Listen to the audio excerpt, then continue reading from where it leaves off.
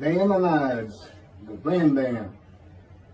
Moses Maimonides, this is in parentheses, Moses Ben Maimon, known in rabbinical literature as Rambam, from the acronym Rabbi Moses Ben Maimon, from 1135 to 1204. A rabbinic authority, codifier, philosopher, and royal physician. The most illustrious figure in Judaism in the post-talmudic era, regarded by many of the greatest Jewish philosopher of the Middle Ages, and one of the greatest of all time. He was successful in bringing four cultures, Greco-Roman, Arab, Jewish, and Western, together in one person, and in doing so remains one of the most influential religious philosophers of the intellectual world. His teaching influences other faiths as well as Jews. However, it is his commentary on Jewish texts that mark him out as one of the most influential and important Jews in history. He wrote three major essays on Jewish law, the most famous being The Guide for the Perplexed. And each of them is still regarded as hugely important in Jewish philosophy. This monumental work laid the foundation for all subsequent Jewish philosophic inquiry known as Chakirah, and stimulated centuries of philosophical Jewish writing. His large 14 volumes work, Mishneh Torah, to date holds canonical authority in regard of the codification of Talmudic law. That was from the Jewish Virtual Library on the internet, The Famous People, and the BBC. Rambam says in chapter 12, paragraph 2 of the laws concerning King Moshiach, our sages taught there will be no difference between the current age and the era of Moshiach, except our emancipation from subjugation to the Gentile kingdoms.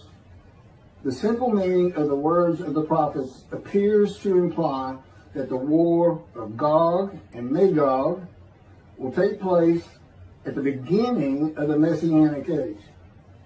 Before the war of Gog and Magog, a prophet will arise to rectify Israel's conduct and prepare their hearts for the redemption, as it is written.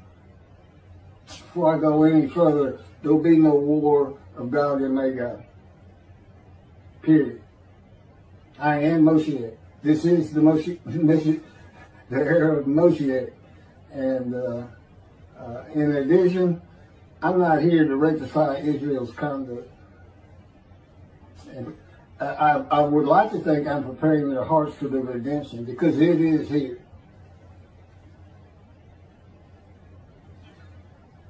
This is from Malachi chapter 3, verse 23. Behold, I am sending you Eliyahu, which is Elijah, before the advent of the great and awesome day of God. He will not come in order to declare the pure impure, nor to declare the impure pure. Nor will he come in order to disqualify the lineage of those presumed to be of flawless descent, nor to validate lineage which is presumed to be blemished. And I agree. Rather, he will come in order to establish peace in the world. As the above prophecy continues, Malachi 3, verse 24, he will bring back the hearts of the fathers to the children. And that is incorrect. I don't come here to bring peace or have the world come to peace. or to establish peace in the world. No one can do that. Humanity will never be at peace. It's just not what man is. It's not how things have ever worked. Elijah does not come to establish peace in the world. And again, God dictated this to me. I didn't come up with all this on my own.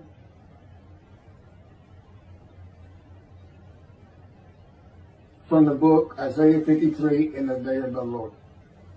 Elijah does not come to establish peace in the world, but to make the many righteous by his knowledge in reconciling the sons to the Father and the fathers to the sons of the family members, one to another, of the Jewish people, by having them be mindful of the teachings God gave Moses at Horeb, and to the practice of Judaism.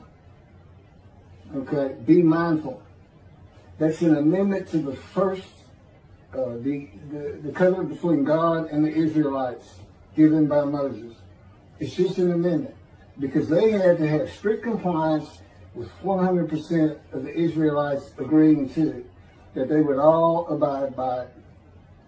Today he's saying be mindful, and he's also saying it doesn't have to be 100% of the people, those who heed and revere and esteem his name. And he knows it's not going to be all of the Jews, notwithstanding the fact he has forgiven their sins and remembers their iniquities no more. And to be a messenger of the new covenant with sin forgiveness. That's why it's new. There's an amendment to it, and in addition to it is sin forgiveness. That's the only difference. I will be your God and you will be my people. That's the covenant. And it's never changed. It's never gone away. It's new only in the sense that there's been an amendment to it, and in addition to it, and it's a ratification and confirmation of the covenant at Mount Sinai, Horeb. Rambam and the sages say in chapter 12, paragraph 3 of the laws concerning King Moshiach, God makes it real clear. He calls Moshiach, my servant David, a shepherd. He's a teacher. There's been no Davidic kingdom dynasty that Rambam thinks is coming. And that's all you have. Now, there is a slight reference to king and prince throughout the covenant of friendship. That just means leader in this context. He's a ruler amongst the people, not a ruler over the people. This is just Rambam's rendition of what a Davidic kingdom would be, but it's not in the Hebrew Bible. During the era of the King Moshiach, once his kingdom has been established and all of Israel has gathered around him, the entire nation's line of descent will be established on the basis of his words, through the prophetic spirit which will rest upon him. In the Middle Ages and in antiquity, they believed in prophetic spirits. This will not happen. I do not have a prophetic spirit. The Spirit of God alighted upon me, but he's a person that he helps me. He'll tell me things and teach me things. But there's no such, by and large, nobody believes in that kind of thing anymore. That somebody can just prophesy. God prophesied. He has absolute knowledge of humanity from Adam on to the end of the earth. Okay, now he can tell a man, write this down, or go tell the people this. But this just comes from him by knowledge. No man gets a spirit upon him and all of a sudden he can prophesy.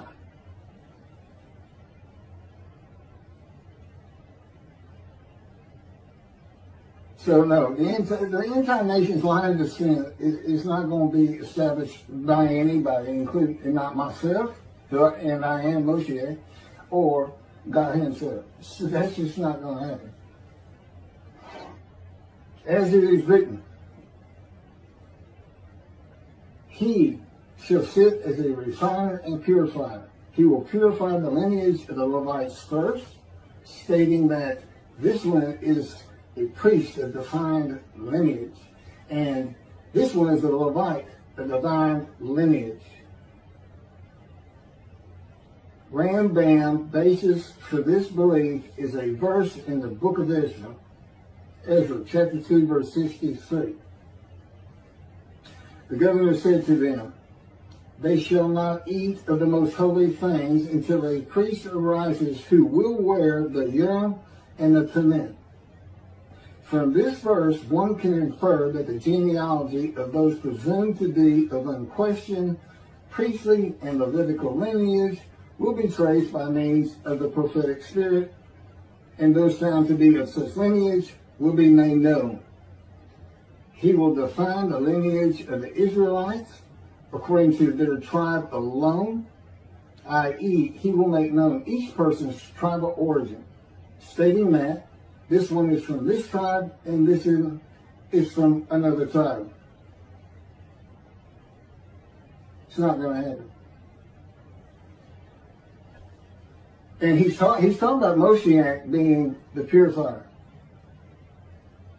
He got that wrong too. He shall sit as a refiner and purifier from the first paragraph, chapter 12. Paragraph 3 is not Moshiach. God purifies and refines. And he comes with Elijah and the angel of the covenant that you desire. Rambam says the prophetic spirit will rest upon the anointed one. The prophecy of the Hebrew Bible, the prophecies of God. I just gave you my summarization of before I read this, of what I'm about to reread. The difference is, this sounds better, and this is what God dictated.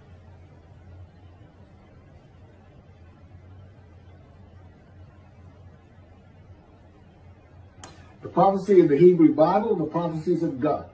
David does not have a prophetic spirit. While prophetic spirits were a common belief in the ancient age and Middle Ages, that is not true for the age of reasoning and information.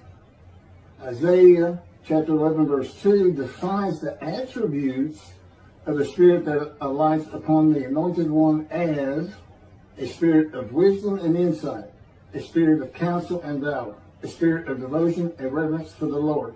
There is nothing regarding a prophetic spirit. And even that, it's just what the Spirit of God lit upon me, and he has all these attributes, and they teach me, and they tell me as I speak to people how to do and how to be. But a spirit didn't just alight upon me in and of itself. And within God's spirit is God himself, his very presence, his mind. You know, it's a hard concept because Judaism's never taught it, but it's in Ezekiel. I don't recall the chapter and verse, but God told Ezekiel, get up upon your feet. Ezekiel says, at that very moment, a spirit entered into me, and I could hear God's words. Couldn't hear God's words until the spirit entered into him. Why? They had to be inside you. They had to be inside you. It's speaking to your mind. God doesn't have a mouth or tongue. You know, he can, within me, he can make me sense, perceive that this is where his presence is. And that is where the words are coming from. As though to my ear, even though it doesn't really seem like my ear, but it does seem like it's coming from over here, or over here, wherever he wants to do it. Spirit enters into you, and God is in his spirit. And this is Malachi chapter 3, verse 2 through 5. But who can endure the day of his coming? And who can hold out when he appears? For he is like a smelter's fire and like fuller's lye. He shall act like a smelter and purger of silver. And he shall purify the descendants of Levi and refine them like gold and silver. So they shall present offerings in righteousness. Then the offerings of Judah and Jerusalem shall be pleasing to the Lord, as in the days of yore, and in the years of old. But first I will step forward to contend against you, and I will act as a relentless accuser against those who have no fear of me. This is God, and not David or Elijah. It's God. And what does he say? I will act as a relentless accuser. He says when Moshiach is here, his servant David is here, he says, I'm going to have a reckoning and dismiss the shepherds of the flock, the rabbis. I'm going to have a reckoning and not dismiss them, primarily for teaching this Messianic Era. Secondly, for ignoring his prophet. That would be me, shunned, despised, and held of no account. That's how they've been treating me for years now. God's been with me 13 years to prepare me for this, and that's how they treated me.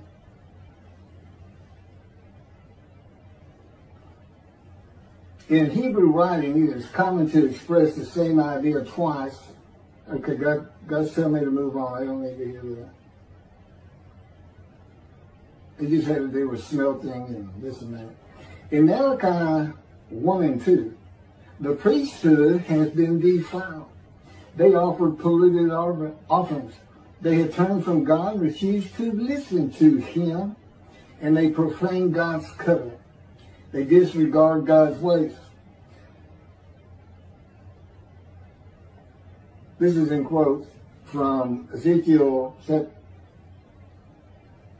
Well, it's in quotes anyway. Those who have no fear of me would be the priestly tribe of the Levites, and not pertain to genealogy or tribal lineage, but to Ezekiel 34. Thus said the Lord God, I'm going to deal with the shepherds. I will demand a reckoning of them for my flock, and I will dismiss them from tending my flock. It's Ezekiel chapter 34, verse 10. Then I will appoint a single shepherd over them to tend them, my servant David. Again, that's Moshiach. He shall tend them. He shall be a shepherd to them. Not a king. I, the Lord, will be their God. My servant David shall be a ruler among them. I, the Lord, have spoken, and I will grant them a covenant of friendship.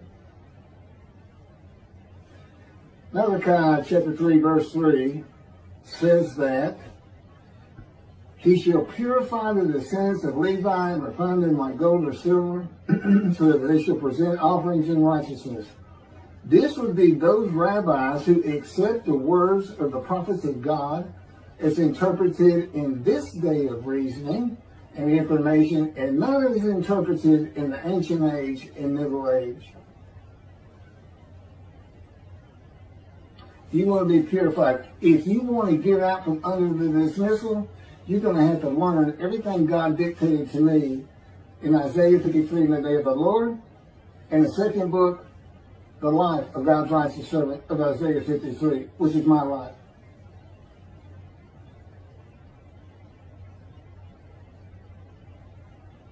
That'll purify you. That'll get you back on the scroll of remembrance so you can see the heaven God is creating. When in Israel still ain't good. The era of redemption, restoration, and exaltation versus the day of the Lord as found in the book.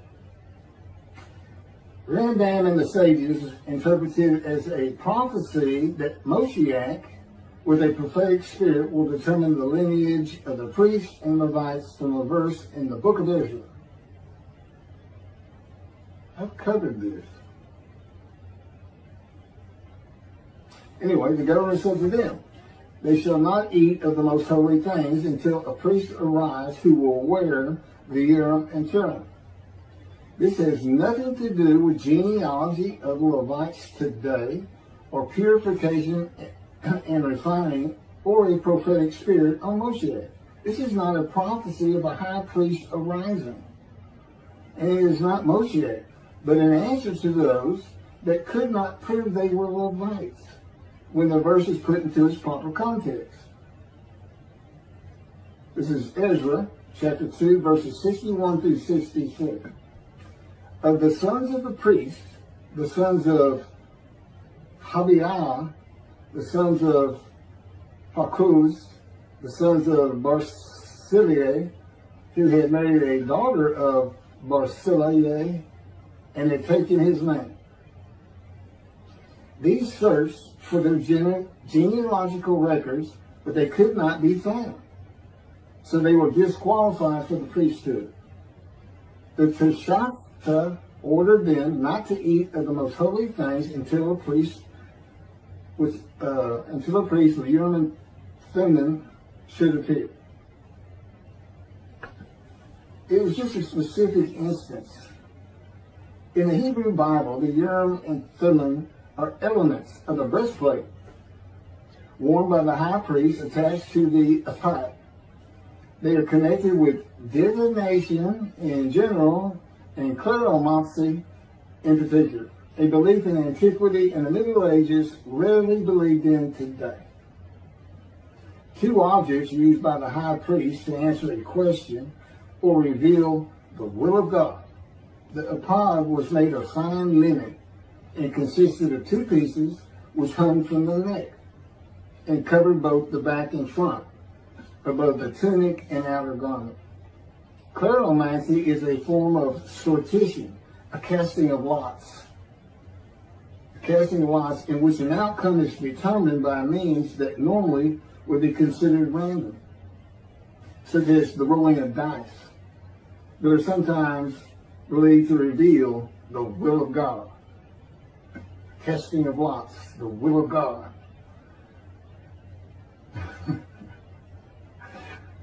This is not believed in today.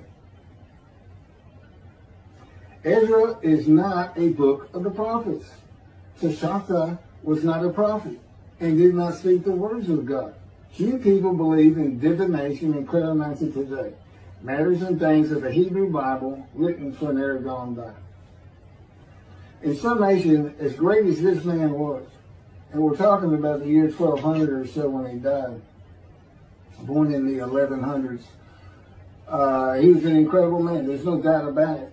But he didn't have the science, the medicine, the knowledge, the information, the ability to get information that we have today. It's a different time. We just don't believe in some of these things they believed in. You can't just say our sages say. Now, Rambam also, I can't believe it's not in here.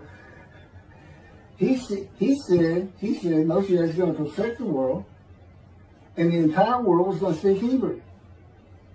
Okay? And he gets that from Zephaniah chapter 9, verse 10. God says, and I think most people have heard this phrase, they shall be a people of a pure speech. He takes that to be the people of the world. Well, the only problem is that, read verse 9. In verse 9, God talks about his anger against the world and how he was actually terminated with fire. He's not talking about them. He's just talking about his people. The peoples of the Jewish people. And guess what? Today they are a people of pure speech in Israel. See, the only time an ancient language has been revived in the modern times, and that's Hebrew. That's their official language, along with Arabic in Israel. So it was a true prophecy of God. They should be a people of pure speech, but he's only talking about the Jewish people. When he says the people, he's talking about his people. If he's talking about the people of the world, you know what he's going to say? The people of the world. His people. The Jews. Okay, well that's all I have on Rambam. Again, I'm surprised not on Rambam. Thank you very much for listening.